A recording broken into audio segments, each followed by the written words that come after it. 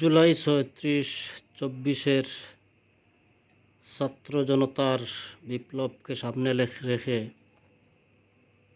১-৮-২০২৪ লেখাটি লিখেছিলাম, ফেসবুকে দেওয়া হয়েছিল। লেখাটির শিরোনাম আমায় ডাক দিয়েছে।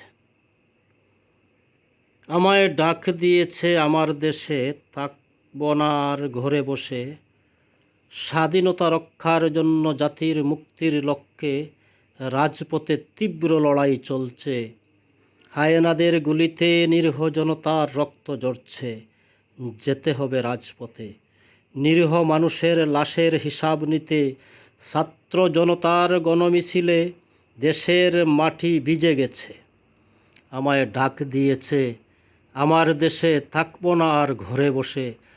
স্বাধীনতা রক্ষার জন্য জাতির মুক্তির লক্ষ্যে রাজপথে তীব্র লড়াই চলছে। হায়েনাদের গুলিতে নিরীহ জনতার রক্ত ঝরছে। যেতে হবে রাজপথে, নিরীহ মানুষের লাশের হিসাব নিতে। ছাত্র জনতার গণমিছিলে দেশের মাটি ভিজে গেছে। সন্তান হারানো হাজারো মায়ের নয়ন জলে।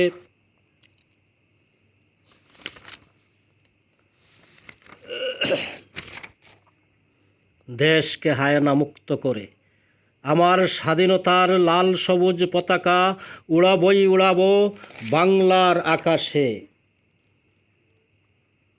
রাজপথে তীব্র লড়াই চলছে। হায়েনাদের গুলিতে নিরীহ জনতার রক্ত ঝরছে। যেতে হবে রাজপথে, নিরীহ মানুষের লাশের হিসাব নিতে। ছাত্র জনতার গণমিছিলে দেশের মাটি ভিজে গেছে। সন্তান হারানো হাজারো মায়ের নয়ন জলে।